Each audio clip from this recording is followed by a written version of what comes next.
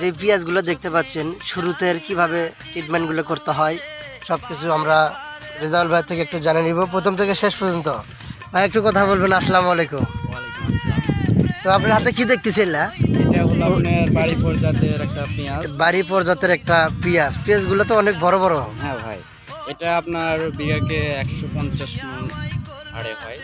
মানে 1 বিঘা জমিতে 150 মণ পেঁয়াজ। হ্যাঁ, 33 শতকে বিঘা, আমাদের বগুড়ার মতনই আর কি।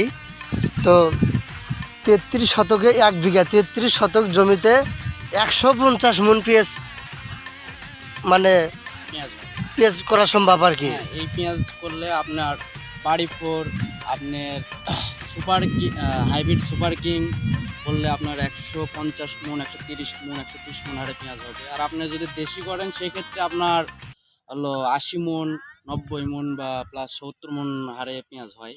দেশি পেঁয়াজটা আমাদের অঞ্চল থেকে আস্তে আস্তে উঠে যাচ্ছে, কারণ তার ফলনটা কম। আর হাইব্রিড সুপার কিং, বাড়ি ফোর, লাল তীর, এগুলা তাহিরপুর হাইব্রিড পেঁয়াজ জাত, এগুলা আপনার আরও বেশি ফলনদায়ক। 160 মণ, 80 মণ হারে পেঁয়াজ হয়। এই জন্য এগুলা জাতের পেঁয়াজ করে। মানে দেশি, এগুলো তো দেশি না, এটা কি? এটা আপনার হল সুপার কিং, কিন্তু সুপার কিং এই পেঁয়াজটা হলো আপনার অনেক নমলা করে লাগানো হয়েছিল। আর যারা পেঁয়াজের ক্ষেত করে তারা জানেন যে নমলা পেঁয়াজের ক্ষেতটা অনেক কষ্টদায়ক আর অনেক পরিশ্রমদায়ক, কারণ এই জায়গাতে আপনার অনেক পরিমাণ ওষুধ ঢালতে হয়, প্লাস কীটনাশক প্রয়োগ করতে হয়। করার পরেও কিন্তু গাছটা সঠিকভাবে করা যায় না। তো এই ক্ষেতটা অনেকটা খারাপ হয়েছে, তারপরেও মাশাআল্লাহ অনেক ভালো হয়েছে। এটা আমার পার্শ্ববর্তী ক্ষেত। তো আপনার ক্ষেতও তো কয়েকটা দেখলাম, মাশাআল্লাহ অনেক ভালো হয়েছে। আমি নিজে তো দেখলাম এই পেঁয়াজগুলো তো আপনার ক্ষেতেরই তোলা। হ্যাঁ, এগুলো আমার ক্ষেতের বাড়ি জাতের পেঁয়াজ। এটা আপনার একটু নমলা করে আসছিল। তারপরে আচ্ছা, এগুলো সবার প্রথম আপনারা কি মানে পেঁয়াজের বিচি বুনেন নাকি? না, আমরা নাকি পেঁয়াজের ছোট চারা? এই বিষয়ে আমরা হলো বীজ কিনে নিয়ে আসার পরে হলো এগুলো আপনার বীজ তোলা করে এরকম ভাবে খোটো, আমরা বলি খোটো আঞ্চলিক ভাবে, এরকম ভাবে খোটোটা হলো ছোট চিকন করি। করার পরে ওই জায়গাতে আমরা হলো আমাদের অঞ্চলে আল বলা হয়, বীজেক বলা হয় আল।